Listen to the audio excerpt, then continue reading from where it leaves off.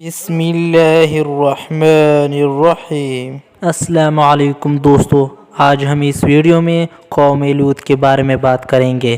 قوم لوط جنہوں نے ایسی برائیوں کو ایجاد کیا جو ان سے پہلی دنیا میں کسی قوم نے نہ کی تھی، ایسی بدکاری جس کی مثال تاریخ میں کہیں نہیں ملتی۔ اس قوم کو ایسا کام کیا گیا تھا اور ان کا کیا انجام ہوا۔ حضرت لوط علیہ السلام اللہ کے ایک برگزیدہ نبی تھے۔ آپ کے والد کا نام حاران تھا جو تابش کے بیٹے تھے۔ آپ کی پیدائش عراق کے قدیم شہر میں ہوئی۔ اس جگہ پر حضرت ابراہیم علیہ السلام کا مسکن بھی تھا۔ حضرت لوط علیہ السلام حضرت ابراہیم علیہ السلام کے بھتیجے تھے، یعنی حضرت ابراہیم علیہ السلام پر ایمان لانے والوں میں سے سب سے پہلے تھے۔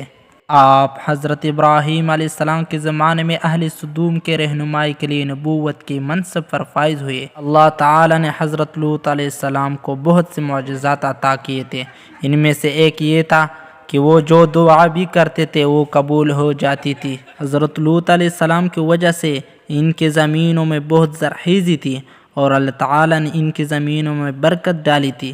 یہی وجہ تھی کہ اس کے آس پاس کے بستیوں کے لوگ اپنی معاشی اور غذائی ضرورت کے لیے ان بستیوں کی طرف رخ کرتے تھے۔